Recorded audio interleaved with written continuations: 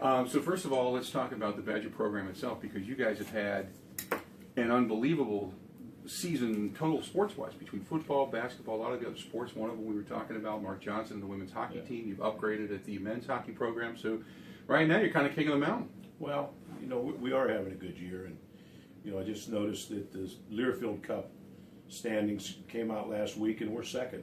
I don't know if we've ever been that high, and that speaks to the breadth of your programs, and we've had a success in a lot of them where wrestling scored. Wrestling, I think, was 12th in the country, and so on and so forth. And everybody knows about football and basketball, and hockey made a big jump, and of course Mark was in the finals again. So really just a solid year, but we're surrounded with a lot of good people here. Isn't that a lot of your doing? Well, I hired a lot of most of the head coaches here, but you try to get good people to come in. This is a place that you can hire to. People love Madison. They love the university. We think we treat people right here, and there's a good atmosphere and good quality of life. We were talking about, when you bring up the fact that it's a good job and it's a good atmosphere, Wisconsin is not looked at as that stepping stone program like some of the other programs are, even though they're big programs. This is a destinational program. You feel like you've got people here now that are going to last a lifetime. Well, I like to think so, but we had a couple coaches that didn't think that, and that's okay. That's okay, and our fans shouldn't be they shouldn't be upset with that. They shouldn't take that as a slap in the face. A lot of us have had opportunities to leave and decided to stay. Some people feel as though the best thing for them and their family is to move. Some didn't feel it was a good fit, but there are always good people out there that are interested in positions here. So we're able to get good people to come in. I asked you when you became the athletic director, I said, I can't see you sitting on the end of a sculling boat with, say, the girls' sculling team, maybe a cocktail in hand, yelling stroke, and watching all of it. But you've really kind of taken to the job. Have you gotten more comfortable in your own skin and being the athletic director and kind of overseeing all of it? Yeah, I've never felt uncomfortable. Okay. Even when I was doing both jobs, I made myself visible as many sports as I can. I think the coaches understand that I'm supportive of them. I know priorities. I know what's the most important. When you're winning in football and basketball, and particularly football, your revenue is going to be in such a state that everyone can operate with a competitive budget. When you look back at your career, would this right now be one of your prouder moments, or is Rose Bowl, first Rose Bowl, certain recruits, certain things you've done? What is your proudest moment? Well, I look at turning the football program around, because none of this would be possible had we not turned the football program around. Had we not been able to fill the stadium, then you don't have money to build the Kohl Center. You can't build all the facilities that we've built here. You can't keep up with the rest of the country. So without us having success in football and sustaining it, that's the important thing.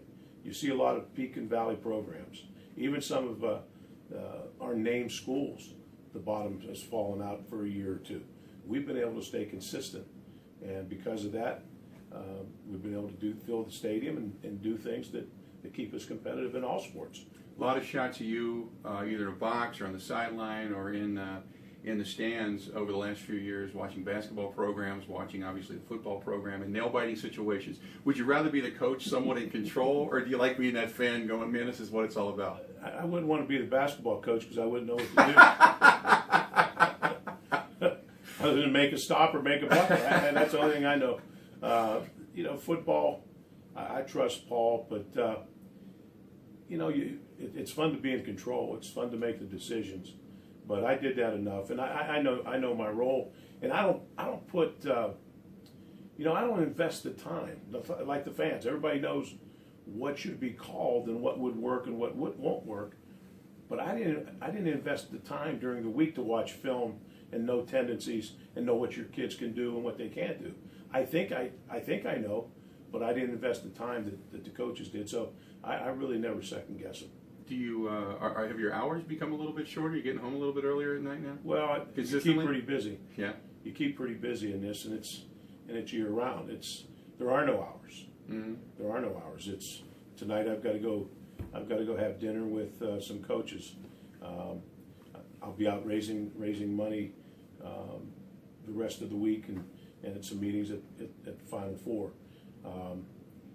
So there are no hours in this job. You just, games are at night, functions are in the evening. So you just I stay on the move. Yeah, obviously the biggest revenue, you talk about football, basketball, Bo leaves. There's Greg Gard sitting there. Bo, we all know Bo wanted his guy. Was that pretty correct? That Bo wanted him to be the guy? Yeah. And then, did you have the apprehension, or were you comfortable all the way knowing that he was the guy that was going to take the program over? Well, I wasn't ready just to hand the job over. Initially, Bo was going to retire right after the season, and wanted me to name Greg, and I couldn't do that. I had to open it up for a search. I knew there were a lot of people with great credentials that were interested in the job. The timing of it, I had to give it to Greg as an interim basis. The job that he did showed me that he could handle it, and not only the coaching job, but how he dealt with the media, how he dealt with the athletes, how he dealt with the fans, and how he ran his office, and how he improved the team. So, to take us as deep into the tournament, because the team was in shambles when he took it over. Mm-hmm. And so I just felt like he was the right guy. He knows our formula to win here. He was very comfortable here. It's an easy transition to him for the players. So it was a no-brainer because he earned it. But, had he not done a good job, I was prepared to talk to other people. It's interesting because all the programs seem to be flowing now. You get a chance not necessarily to sit back, but at least to know that everything's pretty much in control. And now you get to talk about you. And you've probably won a lot of awards, numerous awards down the way. This one coming up, the Vince Lombardi Award of Excellence. Mark Johnson, one of your coaches, is a guy that's been a recipient of that for his career in sports and what he's been able to accomplish. Jack Nicklaus, Bob Hope. You start going through the whole list. When you got the call to win the Lombardi Award of Excellence, what did that say to you? Well, it's an honor that, and then when you research a little more and you see, as you said, some of the people who have won it and what they have meant to sports, it's humbling for me to accept this award, and because there's so many people that had so much to do with it.